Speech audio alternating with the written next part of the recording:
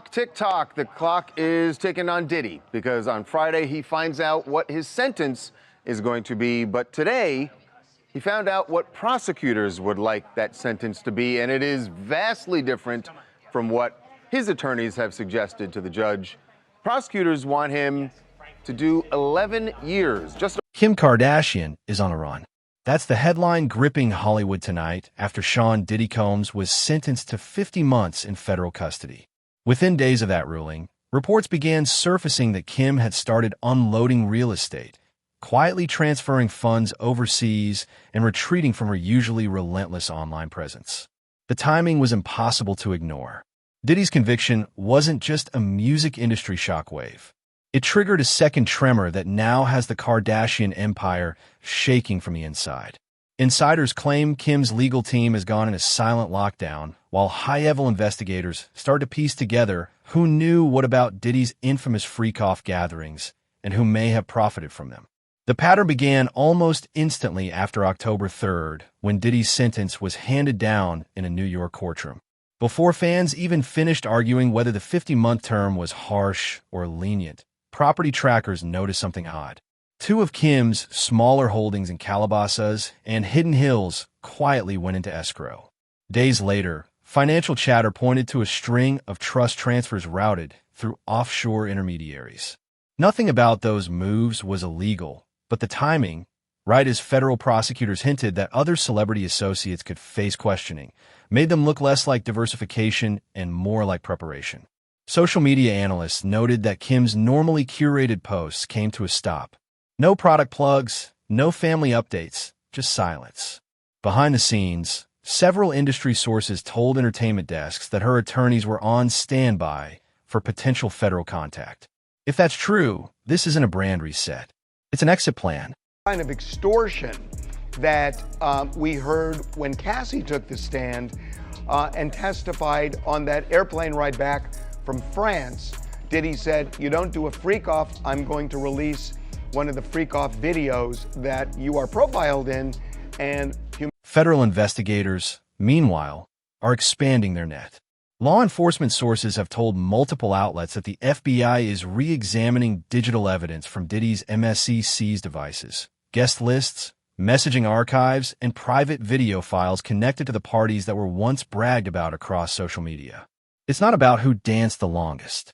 It's about who might have had access to recordings now rumored to be circulating in secret digital auctions. The Kardashian connection becomes unavoidable when we remember how closely the family once orbited Diddy's social world. Khloe Kardashian herself described one of his 2014 gatherings as a naked party on air, a quote that has now been replayed 1,000 times in light of what prosecutors allege. What used to sound like celebrity gossip has become potential evidence of a much darker circle. In Kim's quiet unfollowing of Diddy earlier this year, right before federal raids on his Los Angeles and Miami properties, looks in hindsight like a deliberate act of distance. At the time, that unfollow barely made headlines. Stars do that every day. But now, those who track social behavior among Hollywood elites are calling it one of the smartest preemptive moves in recent memory. The feds raided Diddy's homes within weeks, seizing electronics and communications logs.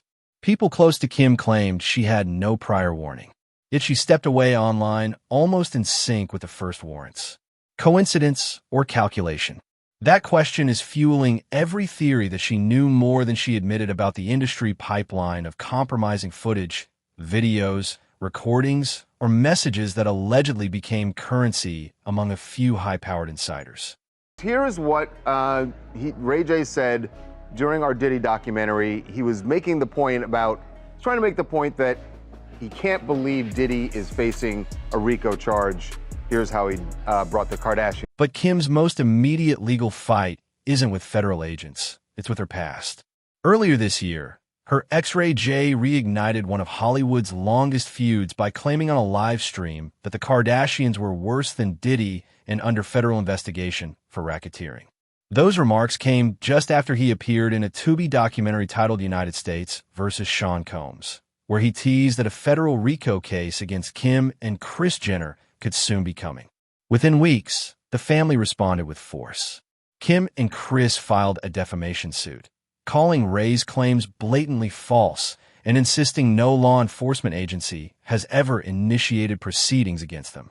Their lawyer, Alex Bionspiro, said they'd ignored years of noise, but that this accusation left no choice. That lawsuit now stands as a formal document, the line between rumor and litigation, ensuring that if any agency ever does open a file on Kim, the contradiction will be on the record. We don't think that Kanye West can shock us anymore, and then he says something that is so shocking, so alarming. It's one thing to go after Kim, say whatever you want, I guess. It's his ex-wife. It's horrible, but he says it. To say things that will redound against the kids is just unforgivable. I mean, we've been through this so many times. We say it all the time. Wearing the Nazi shirt is unforgivable. The Klan hood itself, right? The result is a credibility tug-of war. On one side, a reality dynasty insisting on total innocence. On the other, a former partner who's been both vindictive and occasionally right about buried scandals. The suit also means that every new leak, every unexplained bank movement becomes evidence in public opinion, if not in court. Ray J may lose in law, but he's already won in headlines. And those headlines are now feeding the second half of this story, the feud that never ended. Kim versus Ye. I mean, I think that extra pressure just makes it a little bit harder. I think people were going to be, I thought like, oh my God, everyone's going to be so upset with me because I'm just like leaving, and I wouldn't want someone to think I was leaving someone because it got too hard. But there was just a lot in there that for my soul, I felt like I had to make that decision. And